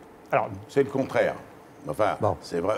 Tapez sur le truc, vous verrez, vous expliquera. Oui. Je peux Allez-y. Alors, expliquez brièvement, parce que c'est le contraire. Oui, c'est le contraire, parce qu'en réalité, qu'est-ce que c'est le cycle typique du surendettement, c'est quoi? C'est qu'à un moment, une personne se trouve dans l'incapacité de rembourser les crédits qu'il a. 3/4 des gens, c'est ce qui s'appelle les surendettés passifs, c'est-à-dire un accident de la vie, perte du revenu, ou divorce, ou accident, ou choses comme ça. Qu'est-ce qui fait la personne qui est dans ce cas-là? D'abord, il faut dire que les banques ont souvent pas prévu des aléas à ce niveau-là. C'est-à-dire qu'on se retrouve dans des carcans très restrictifs où si le type ne rembourse pas 3 mensualités d'affilée, ça y est, il est fiché, et puis alors là, c'est fini. C'est pas comme ça pour moi. Ah, mais attendez, je vous dis le cycle. On clôture ce dossier-là. Je vous dis le cycle classique. Oui. Donc le cycle classique, il y a un accident. Ils ne peuvent pas rembourser. Comme ils sont dans des encadrements extrêmement stricts où si vous ne remboursez pas 3 fois, c'est on arrête tout, on vous saisit ou on vous met en fichier bancaire, ils font du crédit revolving, qui est le crédit qu'on vous donne tout de suite, mais qui est à 18% ou 19% de taux d'intérêt. 21, oui. Voilà. C'est de la folie. Là, tous les rachats de crédit sont inférieurs au crédit normal. Et après, ça continue. C'est-à-dire que pour rembourser le crédit revolving, il en fait un deuxième, etc. Et la plupart des surendettés, c'est des gens qui ont 3 ou 4 crédits. Qu'est-ce que c'est la solution du rachat de crédit? C'est de dire, on prend un seul crédit, avec ce crédit-là, on rembourse tous les autres, et ce crédit-là, le gros, on l'étale différemment. Quelqu'un qui était à 2/3 des revenus qui sont capturés par le remboursement du crédit, on lui réaménage pour que ce soit un tiers. Voilà. Et là, il n'a plus de raison de se mettre dans une situation où il va être, parce qu'il n'a plus d'argent, il est obligé d'aller reprendre un autre crédit. Il s'est réorganisé et il va le faire sur plus longtemps. Pour clore ce débat, il va le faire sur plus longtemps. Curieux que pour les pauvres gens, ce système est meurtrier. Et pour les connards qui jouent sur des produits de merde, l'État paye, nous, contribuables qui n'ont rien demandé, parce que 3 connards en haut dans leur bureau sur leurs ordinateurs ont fait flancher les banques, c'est nous qui les payons. C'est quand même un peu injuste. On est dans un pays où je croyais que tout le monde était avec les mêmes droits, les mêmes devoirs. Je m'aperçois qu'il y a les banquiers et les connards. Et moi, j'ai l'heure de... Je fais partie des connards. Je ne supporte pas. Je ne le supporte pas. Question... En direct, France 2, l'objet du scandale. Question Frédéric et après Hervé, qui a été bien patient, notre avocat nancéen. Je vous passe le débat sur la Tunisie, il y en a un qui a trouvé, hein, mais je vous passe la Tunisie parce que ça vous agace visiblement. Non, ce qui est intéressant, c'est qu'il y a pas mal de questions pour Bernard Tapie qui sont des questions sociales, justement, pour rebondir sur votre cas, monsieur. Et par exemple, il y a Marie-Jeanne Louillet, dans le 78, qui dit « Bonjour, monsieur Tapie, vous avez été ministre de la Ville de François Mitterrand. Que pensez-vous de l'état de nos banlieues actuellement? Est-ce mieux ou pire que sous votre ministère ?» Ça, c'est le sujet, évidemment vaste pire, sujet. et ça sera de pire en pire. pour une raison simple, c'est qu'on ne veut pas appliquer ce qu'il me semble indispensable d'appliquer. Les banlieues sont de plus en plus occupées par des gens qui ne votent pas et qui n'ont pas le droit de voter. À partir du moment où on n'a pas le droit de voter, l'homme politique, vous savez, il aime avoir un retour sur l'investissement. Donc on n'investit pas dans l'endroit qui est habité par des gens qui ne peuvent pas voter et qui n'ont pas le droit de voter. Donc on investit là où il y a des voix. Moralité, vous avez des gens qui payent leurs impôts, qui sont chez nous depuis presque toujours, mais comme ils ne sont pas de la nationalité française, on leur interdit le droit de vote local, je parle, hein, c'est-à-dire le gars qui est concerné, il a la même vie que nous.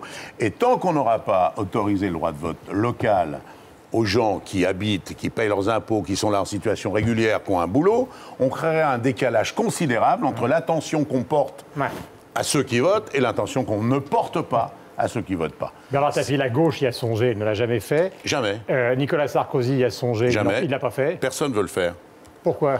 Parce que c'est pas populaire auprès des gens qui ils sont considèrent... là, les gens, ils nous regardent ce soir. Non, mais bon, c'est comme ça. Les étrangers, ils n'ont pas le droit de voter. Partout en Europe, les étrangers ils votent dans les élections locales, je parle. Il n'est pas question, si on veut participer au débat national, on fait ce qu'il faut pour avoir la nationalité française. C'est pas le sujet. Mais on peut très bien avoir son mot à dire. Et à ce moment-là, on est un citoyen local à part entière. Ça, c'est le premier point. Le deuxième point...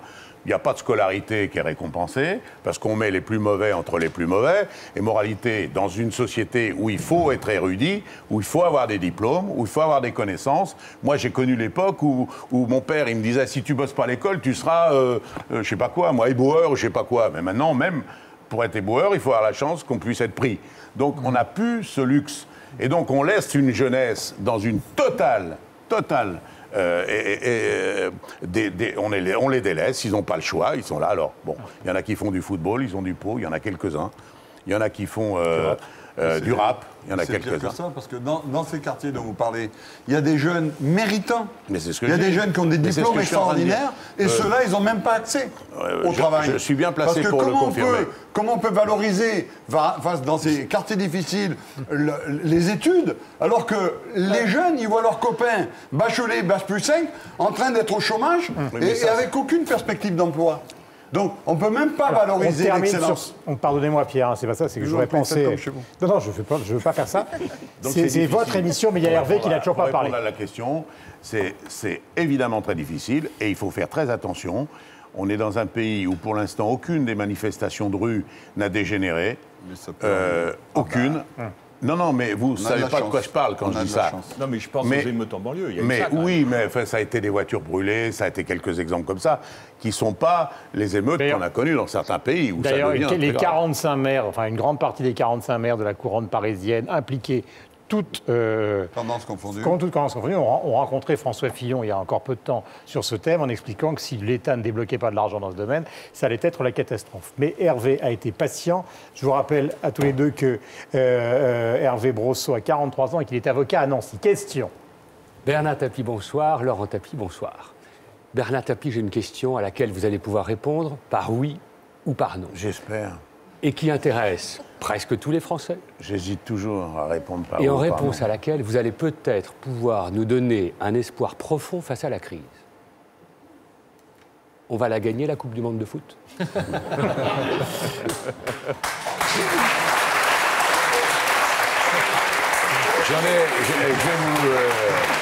Je l'espère. Je ne peux pas répondre par oui ou par non, parce que si je réponds ce que je ressens et ce que je pense, je suis superstitieux. Et d'après le Parisien, Henri ne pourra même pas nous donner un coup de main. Il paraît, oui. Ah oui, là, vous avez... Pour être sérieux, il y a des équipes qui sont, sur le papier, meilleures. Merci, c'est sincère. Mais c'est que sur le papier. Ouais. Mais pourquoi vous n'êtes pas revenu dans le foot ? D'abord, j'ai pas dit je le ferai pas. Ensuite, ça vous a pas échappé qu'il a fallu attendre 15 ans pour qu'un jugement me redonne le droit de faire du foot, me redonne le droit de faire des affaires, me redonne le droit de voter, en fait, me redonne le droit d'être un citoyen normal. Mais ça date pas d'il y a longtemps. Il n'y a que quelques 6 mois, après 15 ans. Vous voyez, cher ami, qu'en France, on est dans un pays où la loi est lente. Oui, mais moi, j'en ai encore pour 10. Donc, vous voyez, il vous reste plus que 10 ans. Ouais, mais... On se retrouvera chez Guillaume Durand dans 10 ans. 82 ans après. Hein. Deuxième question. Vous nous avez dit avoir étudié les marchés avant de lancer cette affaire avec votre père. J'espère que vous n'allez pas vous fâcher. Il n'y a aucune chance, ça. Vous avez aussi étudié l'image que vous vouliez donner à votre site. Est-ce que Bernard Tapie, sincèrement, c'est la meilleure image à donner à un site où vous faites du business avec de très gros opérateurs, on a entendu Generali, il y en a d'autres, Et avec des petits aussi. et le consommateur? Ah bah, si je ne vais pas vous répondre non, alors que c'est le choix que j'ai fait. Et oui. pourquoi? Pourquoi je vous ai dit tout Vous à voulez l'heure. faire voter, là? Vous voulez faire voter, là? Il n'est pas répondu, Bernard, là. Mais, La question est, est-ce la meilleure image possible? J'ai estimé que c'était la meilleure image possible, oui, bien sûr. il faut faire voter. Faites voter. Il y a des gens là qui sont Question. là. Bernard Tapie, Ils sont pas au la téléphone. question est... Non, mais attendez, on va aller au bout. Est-ce qu'il a eu tort ou est-ce qu'il a eu raison d'appeler son site Bernard Tapie? Ceux qui pensent qu'il a eu raison, levez la main. Ah, mais on n'est pas dans le Ben là, voilà. Alors arrêtez votre... Voilà. Vous voyez, vous avez la Mais alors, nous réponse. poser des questions, on va pas faire les arrêts. Voilà. Question. Attends, si tu veux, je peux le faire, ça aussi. Ah, mais à tort ou à raison, c'était sur TF1 il y a 15 ans. Oui, oui, C'était oui, pas oui. l'objet du scandale en Non, 2010. c'était il y a 2 ans. Ah, pardon. Alors, On attend de vous, Bernard Tapie. Ouais. Les Français vous regardent. Vous avez gagné la Coupe d'Europe de football. Bah oui, il n'y en a pas d'autres alors. On attend de vous que vous montriez la voie. La crise, elle est terrible. Le monde agricole est étranglé. Les salariés se paupérisent. Et face à ça, nous, les Français, on n'a pas de réponse. Et on attend de Bernard Tapie une réponse, une solution miracle. Est-ce que c'est ça la solution? Il n'y a pas de solution Monter un site miracle. Internet. Mais il n'y a pas de solution miracle. Mais des initiatives comme ce monsieur, grâce à Internet, non seulement il peut mesurer qu'avec lui, il va entraîner des gens qui vont petit à petit créer un courant, puis d'un courant, on va créer un mouvement, puis ce mouvement va donner des solutions.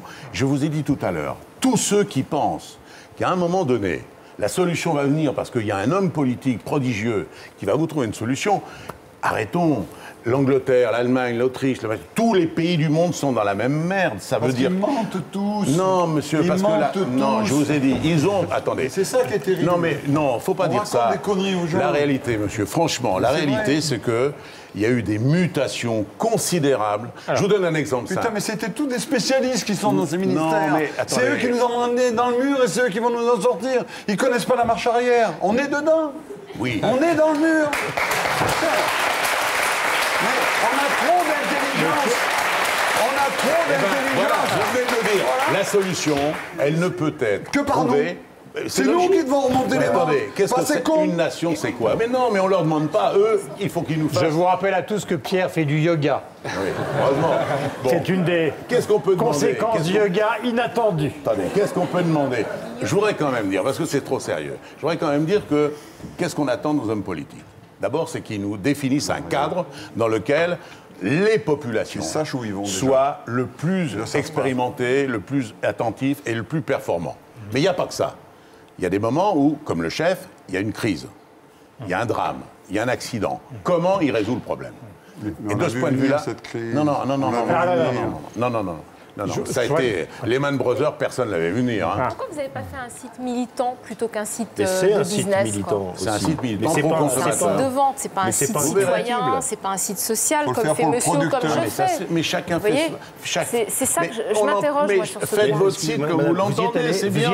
Consommez juste. Non, mais dis-moi ça, Consommez juste. Ben voilà, C'est un site de vente. Consommezjuste.fr. On termine avec Hervé. bien Hervé. sûr. Vous n'avez rien de vu de militant là-dedans? Entendu dans les propos de Bernard Tapie un certain nombre de bonnes nouvelles sur lesquelles on pourrait revenir. J'ai entendu notamment, et ça n'a pas échappé à mon oreille d'avocat, que vous alliez vous porter caution Oui. pour les gens qui redémarrent. En voilà une bonne nouvelle. En voilà une raison d'espérer de sortir de la crise. En tout cas, ça a été l'obligation que les sociétés de cautionnement nous ont mis comme obligation. Nous, on veut bien. Est-ce que vous êtes prêts à cautionner? On ne va pas cautionner 100%. Mais on va cautionner une partie. Et d'après eux, la moitié des gens qui sont dans ce cas de figure rembourseront. L'autre moitié rembourseront pas. Il suffit que cette créance que je crée soit payée, ça va être 2% sur 5 ans, 7 ans. Et on arrive à remettre de l'eau dans le moulin. Quel est le problème les 3/4 du temps? C'est comme tous les accidents de la vie. Il faut compter sur la collectivité pour remettre, pour réamorcer la pompe. mais- Après, ça repart, tout le monde est bien. Moi, je pourrais reconsommer. C'est ça Eh l'aberration. bien, vous allez reconsommer. Mais je ne peux pas reconsommer parce qu'on m'a fiché encore 10 ans de plus que, alors qu'on Oui, dit... mais là, vous le faites exprès. Mais non. Ah non, non, non. Non, j'ai respecté mes plans. 10 ans maxi, mais on me fiche 20 ans. J'ai plusieurs questions à vous poser, parce que vous l'avez vous-même évoqué, Bernard Tapie. D'abord, ce monde d'Internet dont on parle ce soir, à partir de votre histoire, tout le monde a en tête Bill Gates, il y a l'UiPath qui vient d'arriver, ça a constitué des fortunes colossales, et Laurent Tapie disait, mais aussi une désespérance considérable. C'est qu'aujourd'hui... C'est pas une émission pour Internet ce soir. Non, non, non, mais j'ai pas dit ça. Non, mais il y a les deux aujourd'hui. Il y a des fortunes colossales dans le monde. L'Internet comme objet d'intelligence, personne ne le conteste. Mais il y a aujourd'hui des fortunes colossales dans le monde, et il y a des gens qui sont quand même dans... Pardonnez-moi, je reprends la vindicte et le lyrisme de Pierre, qui sont dans une mouise terrible. Ça n'a pas de rapport avec Internet. Alors, qu'est-ce que vous voulez nous dire, alors ? Mais qu'est-ce qu'ils ont à se dire aujourd'hui ? Puisque on parlait justement un peu avec émotion de la politique, de l'engagement. Est-ce que ces gens-là, ils ont encore quelque chose à se dire ? Alors, la question qu'on se pose tous, elle est la même depuis toujours. Je donne un exemple. Il n'y a pas d'un côté les gens qui sont très méchants, qui sont des cruels. Attendez, je vais répondre. Et puis d'un autre côté, les gens qui sont très gentils, etc. Bon, il y a des propositions qui sont faites par des clans, par des partis politiques sur cette crise-là. L'Espagne est à gauche, l'Italie est à droite, l'Allemagne était à droite, l'Angleterre était à gauche, elle va passer à droite. Et les résultats sont strictement les mêmes dans l'instant présent. Oui, parce que alors on rêve tous, le modèle est le même. On rêve tous d'un modèle dont il parle, le modèle où les hommes seraient égaux, où finalement tout le monde serait bien, il n'y aurait même plus de malades, tu vois, il n'y aurait pas, parce qu'il y a des injustices encore plus grandes que vous évoquez pas là. Mais par exemple, vous trouvez pas encore plus choquant le fait qu'un ouvrier, il vit 10 ans de moins qu'un cadre ? C'est pour ça qu'ils veulent allonger la date de la retraite. Ça, c'est pire. Je veux dire, ouais, c'est pas... Il y en a un qui a une Rolls et l'autre qui a une 2 chevaux. Il y en a un qui a le droit de vivre 10 ans de moins. Alors, cette injustice-là, elle est terrible. Sauf que vous êtes dans un modèle économique qui, pour l'instant, ne peut pas être modifié par la France. Parce que la France, c'est 2% du monde. Et que vous êtes pris dans ce monde-là. Alors, dans ce monde-là, il faut faire en sorte... Il faut qu'on aille avec. Non, il faut faire en sorte, par des initiatives individuelles qui deviennent collectives, que ça se change un peu. Mais il ne faut pas croire au miracle. Alors, je vais finir. L'impôt sur les grandes fortunes, oui, je suis pour. Et maintenant, je la paye. Pendant 15 ans, je ne l'ai plus payé, je suis pour. Le bouclier fiscal, je suis contre. Je peux vous les dire, tout ça. Mais ce qu'il faut dire aux gens, au lieu de les prendre... en disant il faut faire payer les riches, ce qui fait plaisir entendre, mais ça ne résoudrait rien. Si vous mettez à zéro, je ne peux pas mieux, on met à zéro tous les riches de France. La France, elle est toujours endettée de 1500 milliards. Ça sert à rien. Je voudrais terminer avant les questions de Frédéric, parce qu'on arrive au terme du temps que nous nous sommes donné. Vous avez évoqué vous-même, je parle à Bernard et pas à Laurent, les problèmes, ce qui vous est arrivé. Vous en avez tiré quelles leçons, Bernard Tapie, de toutes ces histoires ? De tout ce qui vous est arrivé depuis que les gens vous connaissent, et le passage en politique, le passage en prison, les procès. En commençant par ce que je regrette, c'est de m'être exposé, c'est d'avoir eu une grande gueule, c'est d'avoir mal apprécié ce qu'une médiatisation à outrance peut générer, c'est d'avoir des comportements excessifs. Bref, tout ça, c'est le modèle dans lequel je me suis inscrit, parce que quand on est là où je suis né, pour arriver là où j'étais, vous ne pouvez pas faire autrement. Vous savez, si vous mettez... Je voudrais faire cette image, parce que si vous mettez un mouchard dans le coffre d'un chauffeur de taxi pour vérifier le nombre d'infractions qu'il va commettre dans l'année, vous aurez beaucoup plus d'infractions que le mec qui prend sa voiture 1h30 le week-end. Et bien là, c'est un peu la même chose. Cette société, elle est faite pour une catégorie de gens, au profit de cette catégorie-là. Et quand vous voulez changer de catégorie, d'abord, vous n'avez personne pour vous dire, comme moi, fais-le ou le fais pas. Puis deuxièmement, votre apprentissage, vous le faites en vous disant « Oh là, ça brûle », parce qu'il n'y a personne qui vous explique, parce qu'il n'y a pas l'expérience. Et quand vous voulez donc changer, vous ou votre famille, de tiroir, eh bien, c'est vachement dur. Et vous mettez de temps en temps le pied sur la ligne. Mais parce que, à la place de changer la société, l'important, c'est de se changer soi et ses comportements. Alors, je crois que c'est ça. Non, parce que ce que je voulais vous dire aussi, ce que j'ai apprécié, c'est qu'il y a, de la part du public, une extrême grande bienveillance à l'égard de ceux qui ont passé par des phases difficiles et qui s'en sortent en la ramenant pas, quoi. En disant pas, la vie est mal faite, c'est à cause d'eux, qu'à cause de machin. Par conséquent, à l'époque, rappelez-vous, quand je disais, et je prônais ça, de bonne foi, tout réussissait, j'étais en tête des sondages, j'étais champion d'Europe, j'avais Adidas, j'étais ministre de la Ville, bref. Et je disais aux gens dans les télés, il faut se battre quand ça va pas, etc. Ils disaient, regarde ce con, c'est facile de dire il faut se battre. Hein, Et j'ai montré que quand ça m'est arrivé à moi, j'ai appliqué ce que j'étais en train de dire aux autres. Et ça m'a valu, vous voyez, un petit peu de sympathie de la part de ceux qui, aujourd'hui, pour répondre à votre question, me trouvent un peu crédible. Alors, Frédéric, tendance, parce que là, comme on est à la fin, mais il reste 3 minutes, ça tendance. va bien avec ce que vient de dire Bernard Tapie, c'est-à-dire qu'il y a des questions sur le tapis social et il y a aussi beaucoup de questions sur le tapis industriel, l'industriel que vous avez été. Alors il y a ceux plutôt sympas, par exemple les gens du Club Méditerranée qui disent « dommage que vous ne soyez pas venus chez nous, ça se serait mieux terminé ». Il y a ceux qui vous reprochent toujours Vonder, en revanche, en disant les promesses n'ont pas été tenues. Je vais vous laisser répondre, hein, je vous dis juste. Et enfin... Pas surtout, il nous reste 2 minutes. Hein. Mais voilà, sur l'actualité, Monsieur Tapie, est-ce que vous créez des emplois en France? Est-ce que le site bernardtapie.com crée des emplois en France? Alors, vous allez vous mettre en colère, mais je suis désolé, venez voir. Il y a un monsieur qui dit, moi, quand j'appelle la hotline, on me répond avec l'accent maghrébin, et il précise bien, je ne suis pas du tout raciste, simplement je constate... ça m'emmerde que ce soit un maghrébin. Il dit, je constate que le centre d'appel, il est délocalisé au Maghreb, et il ajoute, comment vous pouvez donner des leçons d'économie alors que vous ne créez pas d'emplois en France? Je vous réponds, il y a deux choix. Nous, on a décidé de redonner tout aux consommateurs dans ce qu'on négocie. Donc on a des marges extrêmement faibles. Si on ne veut pas mourir, on est obligé de massacrer nos coûts aussi.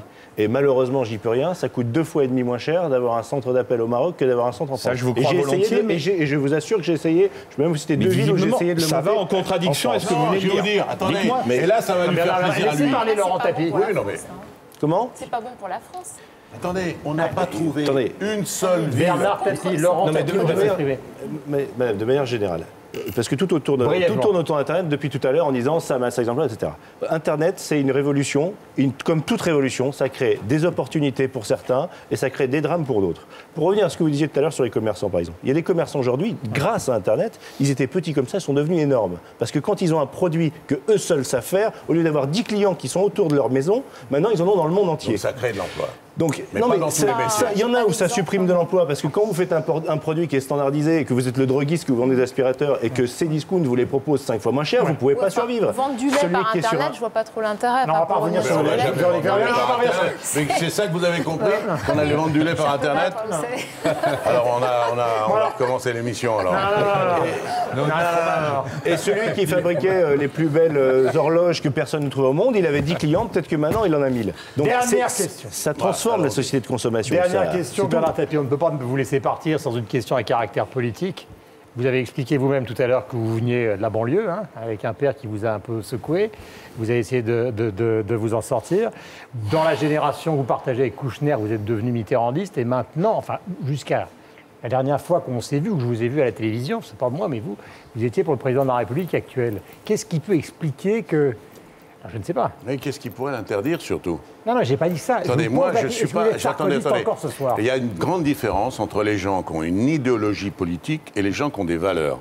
C'est pas la même chose. L'idéologie politique, ça vous oblige à avoir une posture qui est celle du parti qui défend votre idéologie. J'ai été député à gauche il y a 22 ans, 3 fois. J'ai été député européen à gauche. J'ai été conseiller régional à gauche et conseiller général à gauche. Bon, j'ai donné. Sauf qu'à un moment donné, on m'a proposé un président de la République qui s'appelait Sarkozy ou une présidente de la République qui s'appelait Ségolène Royal. Moi, avant que Ségolène Royal soit désignée, je soutenais M. Strauss-Kahn. Je vous signale. Et vous voteriez pour lui aujourd'hui s'il se présente? D'abord, il ne se présente pas et ensuite, on n'est pas encore dans 2 ans.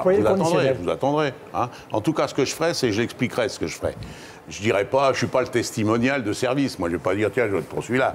Donc, il y a des questions qui se poseront et il y a des réponses qui seront données. Et franchement, je vais vous dire, je ne regrette pas le choix que j'ai fait. Franchement. Encore aujourd'hui, entre Ségolène Royal, pour qui j'ai fait campagne.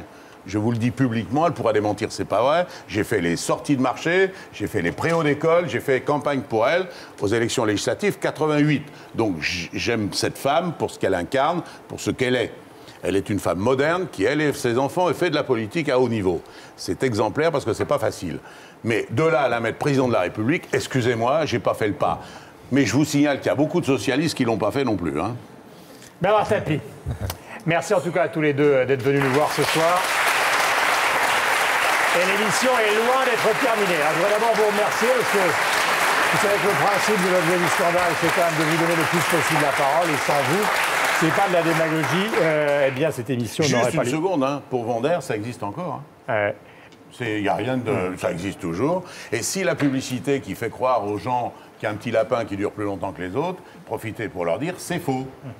Le petit lapin, il ne va pas plus longtemps que les piles françaises. Je voudrais vous présenter la suite de l'émission. Nous parlions évidemment de la vie quotidienne et on a parlé un petit peu de politique avec Jacques Attali et donc 3 personnalités grecques que vous connaissez tous puisqu'il s'agit de Nikos Aliagas, il s'agit surtout de Nana Mouskouri. Quand je dis surtout, c'est désagréable pour Nikos, on est ravis qu'il soit là. De Nana Mouskouri et de Costa Gavras, parler justement de cette crise qui est devenue européenne. Et ils sont là, ils vous attendent dans un instant, le temps qu'on découvre justement, puisque autour de la Grèce, il y a eu ce parfum de scandale. Je voudrais que vous découvriez donc les affaires qui ont secoué un peu l'opinion ces 15 derniers jours en vous remerciant tous les 7.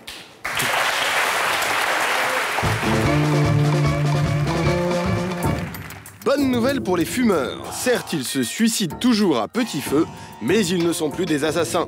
Et toutes les campagnes de prévention sur le tabagisme passif relèveraient plus de la propagande que de l'information. Quand je fume à côté de mes enfants, j'augmente de 70% le risque qu'ils aient une infection pulmonaire. C'est énorme. C'est en tout cas ce qu'affirmait lundi matin Philippe Evan, pneumologue de réputation mondiale et président de l'Institut Necker, à l'occasion de la Journée mondiale sans tabac. Aucun travail ne montre une augmentation sensible, je vais préciser, des risques de santé à cause du tabagisme passif. Fumer nuit gravement à sa propre santé, mais ne tuerait pas les autres. Le problème, c'est que c'est précisément cet argument qui a été utilisé pour justifier l'interdiction de fumer dans les restaurants et les cafés. En fumant à côté de ce serveur, on augmente de 50% le risque qu'il ait une crise cardiaque. Une loi qui n'a pas empêché la vente de cigarettes d'augmenter de plus de 2,5% en 2009. Philippe Evan va jusqu'à accuser les politiques d'avoir gouverné par le mensonge à propos du tabagisme passif. Le problème du tabagisme passif est tout à fait autre chose. C'est une arme inventée par, disons, des communicants pour culpabiliser les fumeurs et dresser contre eux le reste de la population. Ceci dit, aujourd'hui, l'interdiction de fumer dans les lieux publics est largement consensuelle. Au fond, les citoyens, c'est comme les enfants. Un petit mensonge, si c'est pour le bonheur de tout le monde, est bien préférable à une vérité inutile. La main dans le sac de billets verts. C'est ainsi que Sarah Ferguson s'est faite piéger par le journal à scandale britannique News of the World. En caméra cachée, un vrai journaliste déguisé en faux homme d'affaires indien tente de négocier auprès de la sulfureuse duchesse d'York une entrevue avec son ex-mari, le prince Andrew, pour faciliter ses affaires. 500,000 pounds when you can to me. Open doors. Be Prince Andrew. Yeah. Is that a deal? Yeah. Et pour sceller le deal, Fergie accepte un acompte de 40 000 $, en espèces bien sûr. Évidemment, dès que la vidéo est mise en ligne, le scandale éclate au Royaume-Uni. L'affaire embarrasse la famille royale et fragilise la position du prince Andrew, représentant spécial pour le commerce international et l'investissement. Buckingham a été obligé d'apporter un communiqué officiel pour démentir toute implication du prince Andrew dans cette affaire. Mais reste deux questions. Est-ce la cupidité ou le désespoir qui a poussé la duchesse d'York dans un piège aussi grossier? Et surtout, l'ex-femme d'un prince d'Angleterre a-t-elle vraiment besoin de se laisser corrompre pour boucler ses fins de mois? D'après le Guardian, la reine d'Angleterre serait indirectement responsable du scandale. Elle ne verserait que 15 000 livres de pension alimentaire par an à la duchesse d'York pour éduquer ses 2 princesses de filles. Et Sarah Ferguson serait au bord de la faillite. En Angleterre, de nombreuses voix dénoncent la pingrerie de la reine. L'avarice, ça peut parfois coûter très cher. Les musées parisiens sont-ils devenus des self-service? 5 toiles de maître ont été volées au musée d'art moderne de la ville de Paris dans la nuit du 19 au 20 mai. 5 toiles parmi lesquelles un Modigliani, un Picasso et un Matisse, pour une valeur estimée à 100 millions d'euros par la ville de Paris et 5 fois plus selon certains experts, envolées sans que le système de surveillance qui était en panne depuis plus d'1 mois ne s'aperçoive de rien. Forcément, on se demande si les bijoux de famille de la nation sont bien en sécurité dans nos musées. Vendredi dernier, Le Parisien rendait public un rapport confidentiel de l'Inspection Générale de Paris sur la sécurité des musées. Système de sécurité incendie obsolète, surveillance électronique dépassée, caméras de surveillance fictives, à bord des musées sous-protégés, le rapport est accablant. Les moyens modernes destinés à empêcher les intrusions ou à protéger les œuvres ne sont pratiquement pas utilisés. Autrement dit, les musées sont des gruyères et le vol des tableaux au musée d'art moderne est plus la chronique d'une catastrophe annoncée qu'une véritable surprise. Un vrai scandale et en même temps, la possibilité d'entrer dans un musée comme dans un moulin 24 heures sur 24 et de pouvoir emporter son œuvre préférée sans être indisposé par des agents de sécurité, c'est peut-être ça la culture pour tous. Mais qui est responsable de la situation catastrophique de la Grèce? Pour les Grecs, c'est de la faute de leur gouvernement précédent corrompu. Du coup, ils refusent de payer à leur place à coups de plans d'austérité successifs. Mais pour le gouvernement grec, c'est de la faute de l'Allemagne qui, en tergiversant sur les plans de sauvetage du pays, ont laissé le champ libre aux spéculateurs qui attaquaient la Grèce. Mais les Allemands, eux, disent que c'est de la faute des Grecs, dont l'économie parallèle représente 30% du PIB, qui ne travaillent pas assez et surtout ont sciemment menti sur la réalité de leur déficit public. Oui, mais ça, c'est de la faute des banquiers, de la Goldman Sachs, qui aurait développé des outils permettant à la Grèce d'emprunter tout en dissimulant l'ampleur de sa dette pendant plusieurs années. Mais pas du tout, disent les banquiers, cette crise, c'est de la faute de l'Europe, qui a tout fait à l'envers en inventant une monnaie unique avant de créer des outils pour coordonner ses politiques économiques. Quant à l'Europe, elle ne sait plus tellement à qui la faute, mais elle ne sait surtout pas si elle va sortir vivante de cette crise. Bref, tout le monde se renvoie la balle et a du mal à envisager cette crise avec un peu de philosophie. Après avoir été le berceau de l'Europe, on finit par se demander si la Grèce ne va pas devenir son tombeau.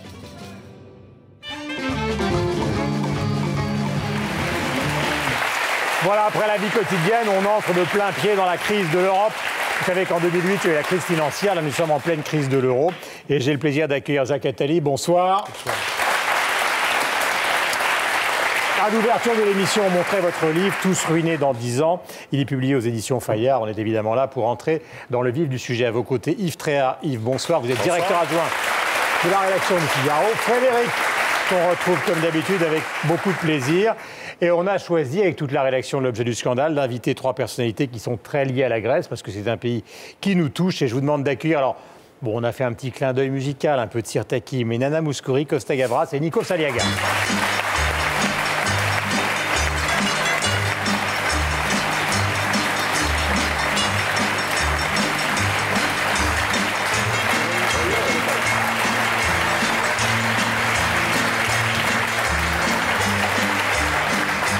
Bonsoir. Ah, c'est vous. Bonsoir. Salut,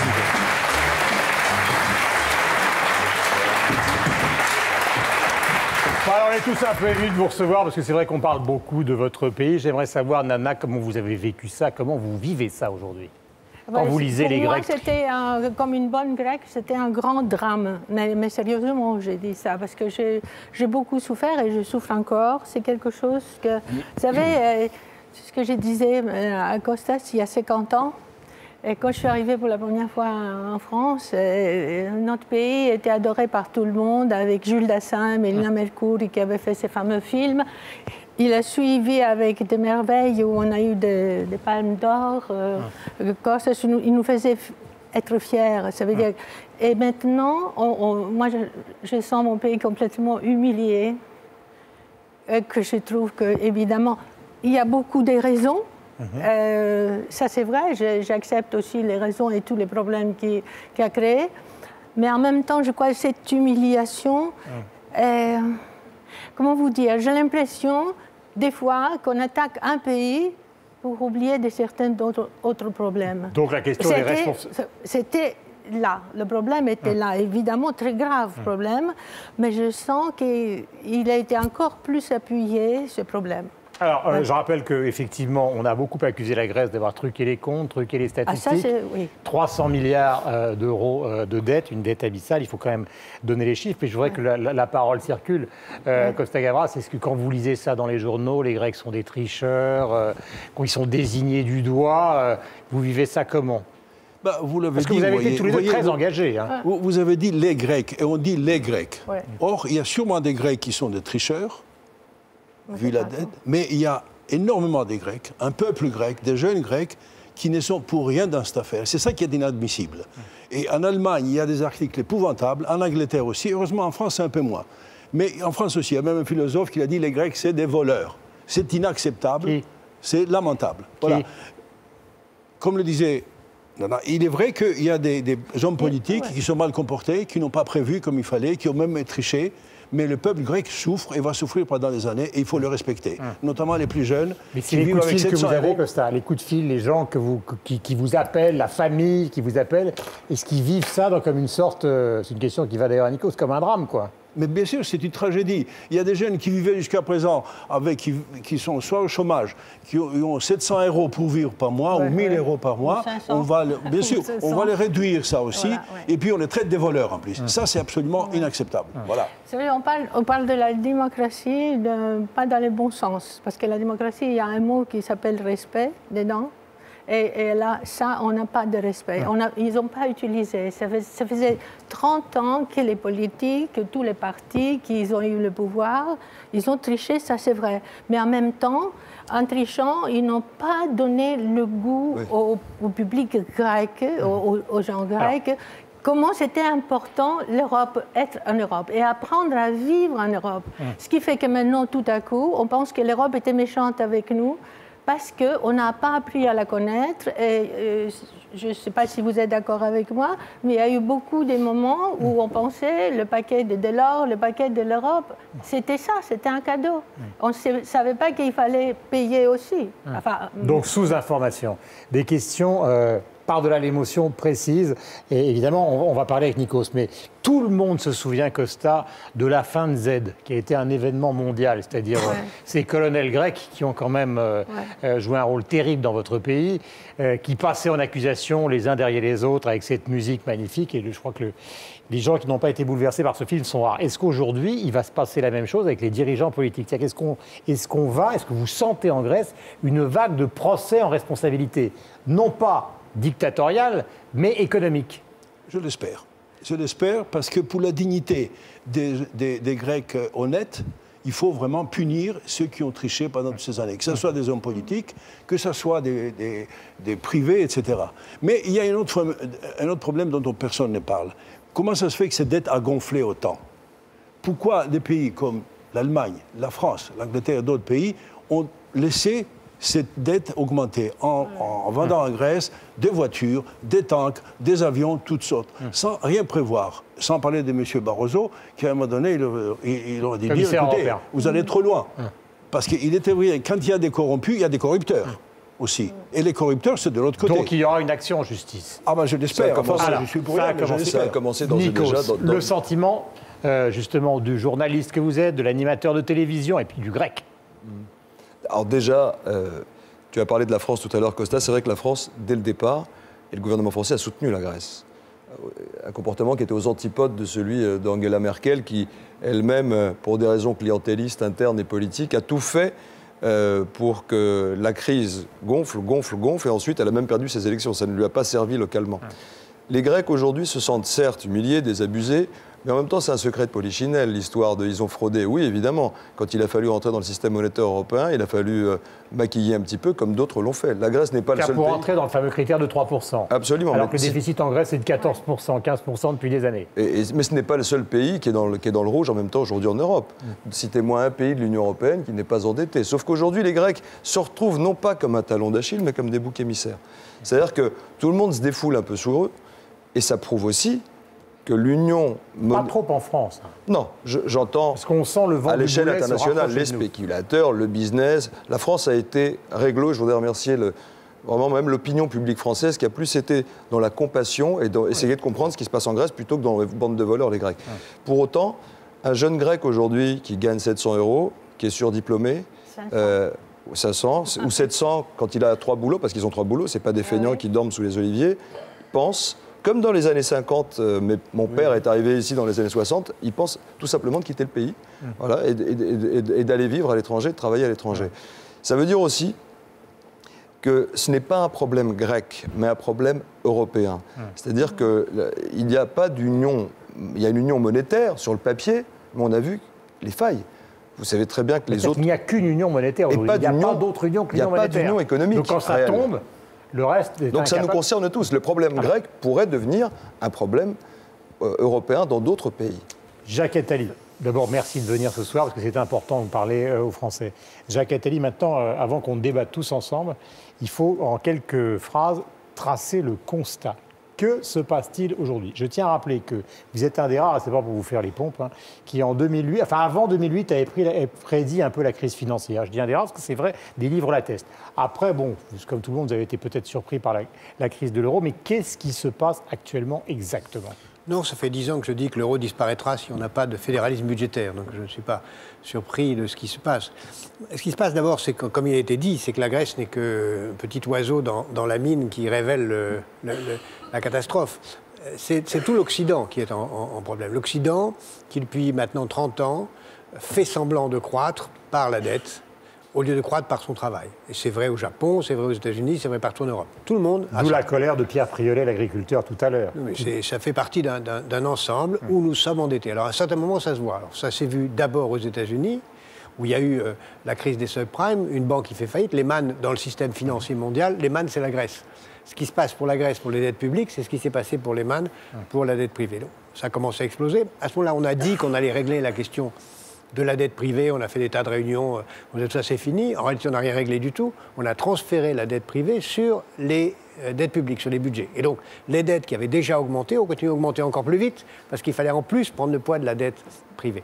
Et donc, à ce moment-là, les dettes ont continué à augmenter. Pardonnez-moi parce que je vais faire le naïf, mais si je comprends bien, le capitalisme d'aujourd'hui, c'est nourri de la dette de tout le monde pour croître.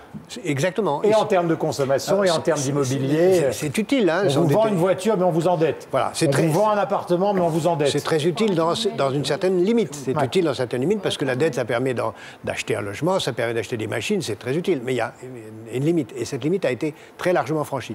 Elle a été franchie partout.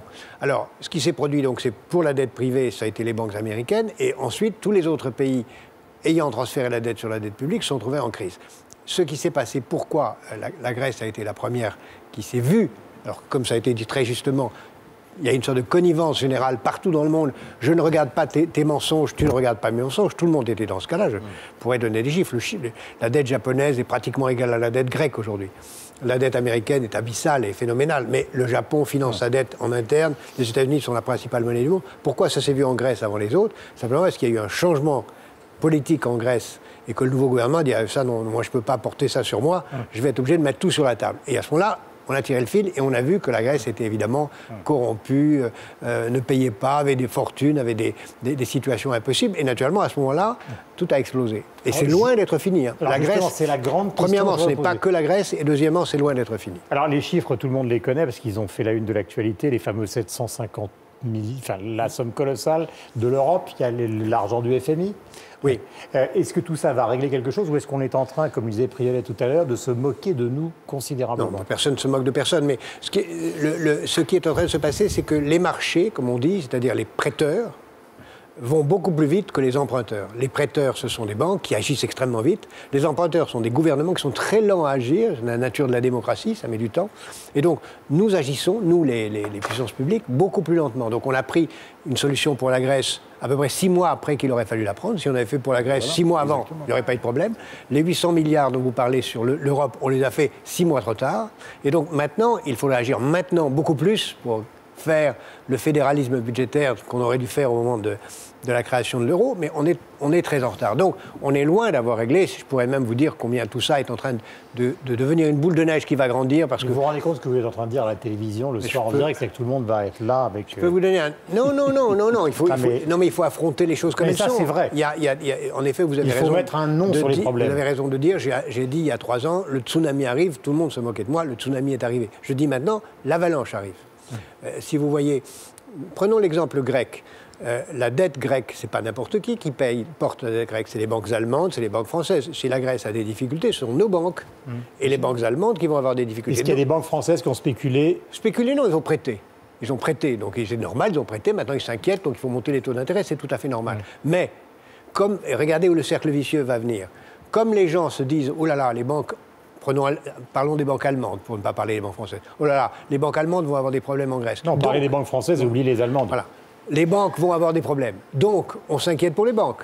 Donc, les banques vont devenir en difficulté. Donc, les banques vont demander de l'argent nouveau au gouvernement. Mais les gouvernements n'ont plus d'argent. Le joker qu'on a utilisé il y a 2 ans en faisant du déficit pour payer les banques, on l'a plus. Et c'est ça qui est nouveau dans la situation actuelle, c'est qu'il n'y a plus personne pour régler les problèmes, puisqu'on a mis tout l'argent déjà sur la table. Avant que le débat ne soit lancé, Nikos, Costa et Nana Mouskouri, j'ai vu récemment à la télévision, hein, c'est ma chaîne, j'en suis fier, Arlette Chabot et DSK parler de cette situation, et avec une certaine forme de bonhomie, Strauss-Kahn a justifié le plan qui a été adopté pour la Grèce. Est-ce que vous l'acceptez? Quand vous l'avez vu, vous l'avez peut-être vu, Nikos, vous en avez pensé quoi? C'est notre étrangleur, c'est notre sauveteur? Non, mais on n'a rien sans rien. Hein, mais aller convaincre un travailleur grec aujourd'hui ou quelqu'un qui attend sa retraite que donc il va travailler plus, il va gagner moins, et en plus sa petite retraite qui aujourd'hui est aux alentours, je crois, de 400, 450 euros ou 400 euros.